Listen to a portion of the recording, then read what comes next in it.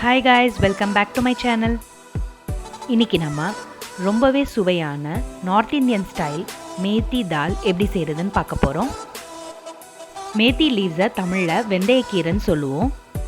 இந்த வெந்தயக்கீரைக்குன்னு யூனிக்கான ஃப்ளேவர் இருக்கு. இதை நம்ம டாலோட சேர்த்து செய்யும் போது அதோட டேஸ்ட் ரொம்பவே அருமையா இருக்கும். சரி வாங்க இதை எப்படி செய்யறதுன்னு பார்க்கலாம். If you like my video, give a big thumbs up and don't forget to click on the bell icon. முதல்ல நம்ம தாலை வேக வச்சுக்கலாம். அதுக்கு 1 கப் அளவு தோரம்பருப்பு எடுத்திருக்கேன். ஸோ அதை நம்ம குக்கரில் சேர்த்துக்கலாம். பருப்பை தண்ணியில் ஒரு 2-3 வாட்டி நல்லா அலசி க்ளீன் பண்ணிக்கலாம்.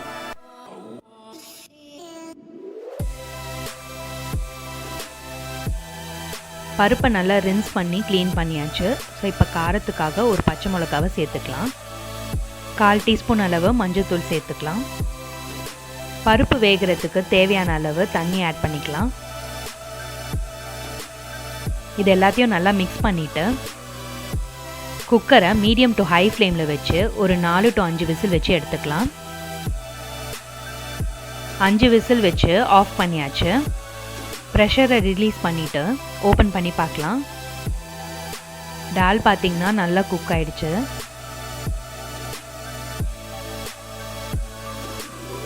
டாலை லைட்டாக மேஷ் பண்ணிவிட்டு நம்ம சைடில் எடுத்து வச்சிடலாம். அடுத்து ஒரு பேனை ஹீட் பண்ணி அதில் கொஞ்சமாக எண்ணெய் சேர்த்துக்கோங்க. எண்ணெய் சூடானதும் அதில் 1/2 டீஸ்பூன் அளவு கடுகு சேர்த்துக்கலாம். அடுத்து 1/2 டீஸ்பூன் சீரகம் சேர்த்துக்கலாம். காரத்துக்காக 2 காஞ்ச மிளகாவும் ஒரு பச்சை மிளகாவை கீரி சேர்த்துக்கோங்க. கொஞ்சமாக பெருங்காயத்தூள் ஆட் பண்ணிக்கலாம். இதெல்லாம் நல்லா ஃப்ரை ஆனதும் அடுத்து ஒரு வெங்காயத்தை நல்லா பொடியாக கட் பண்ணி வச்சுருக்கேன். ஸோ இதை நம்ம சேர்த்துக்கலாம்.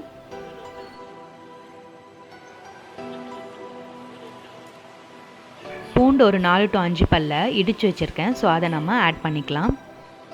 இது எல்லாத்தையும் நல்லா மிக்ஸ் பண்ணி பூண்டு வெங்காயத்தோட கலர் சேஞ்ச் ஆகிற அளவுக்கு நல்லா வதக்கிக்கலாம். அடுத்து சின்ன சைஸ் தக்காளி ஒன்று கட் பண்ணியிருக்கேன். ஸோ அதை நம்ம சேர்த்துக்கலாம். தக்காளி நல்லா குக் ஆகிற அளவுக்கு வதக்கி எடுத்துக்கோங்க.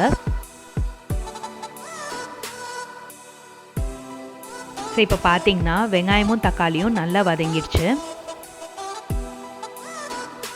அடுத்து நம்ம தேவையான அளவு உப்பு ஆட் பண்ணிக்கலாம். 1/2 டீஸ்பூன் அளவு சில்லி பவுடர் சேர்த்துக்கலாம். உங்களுக்கு தேவையான அளவு காரத்தை சேர்த்துக்கோங்க. ஏன்னா ஆல்ரெடி நம்ம காஞ்ச மிளகாவும் பச்சை மிளகாவும் சேர்த்துருக்கோம். அதனால் ரெட் சில்லி பவுடரை பார்த்து ஆட் பண்ணிக்கோங்க. ஃப்ரெஷ்ஷான மேத்தி கீரையை நல்லா க்ளீன் பண்ணிவிட்டு கட் பண்ணி எடுத்திருக்கேன். ஸோ இது 1 கப் அளவு இருக்கும். இந்த வெந்தயக்கீரை நம்ம ஊரில் பெரிய கட்டு அவ்வளோ கிடைக்காது. ஸோ சீசன் டைமில் தான் கிடைக்கும். ஸோ அந்த மாதிரி நேரத்தில் நீங்கள் கண்டிப்பாக இந்த ரெசிபியை ட்ரை பண்ணி பாருங்கள். சூப்பர் மார்க்கெட்ஸில் நமக்கு கிடைக்கிறது இந்த ட்ரைடு லீவ்ஸ் தான். அதை கசூரி மேத்தின்னு சொல்லுவாங்க. ஸோ இப்போ இதை நம்ம சேர்த்துக்கலாம். கீரையை சேர்த்ததும் நல்லா அதை மிக்ஸ் பண்ணிக்கலாம்.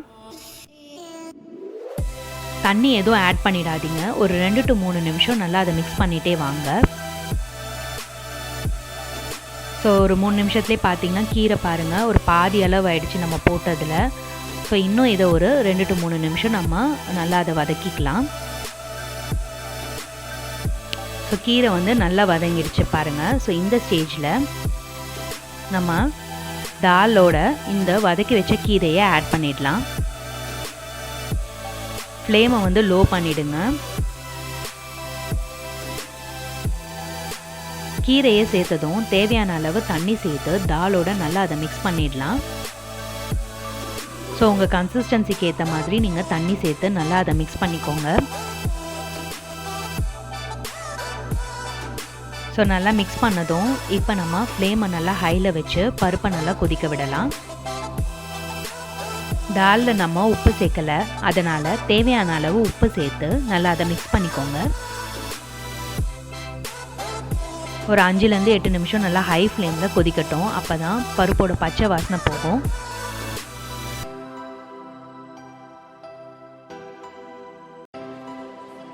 பருப்பு நல்லா கொதிச்சிருச்சு. ஸோ இந்த ஸ்டேஜில் நம்ம ஸ்டவ் ஆஃப் பண்ணிவிட்டு 1 டீஸ்பூன் அளவு நம்ம நெய் சேர்த்து ஆஃப் பண்ணிடலாம்.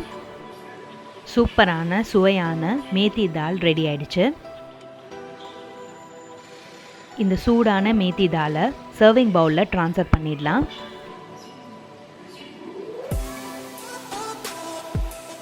தாபா ஸ்டைல் மேத்தி தால் ரெடி ஆயிடுச்சு. ஸோ பார்க்கவே எவ்வளோ அருமையாக இருக்குது பாருங்கள். டேஸ்ட்டும் அவ்வளோ பிரமாதமாக இருக்கும். இதை நீங்கள் சூடான சாதத்தோடு சேர்த்து சாப்பிட்டு பாருங்கள், சூப்பராக இருக்கும். சாதம் மட்டும் கிடையாது, சப்பாத்தி, பராத்தா, பூரி இதோடையும் இந்த மேத்தி தால் சூப்பராக இருக்கும்.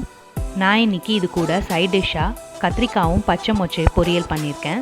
ஸோ அதோட இதை நான் சேர்த்து சாப்பிட போகிறேன்.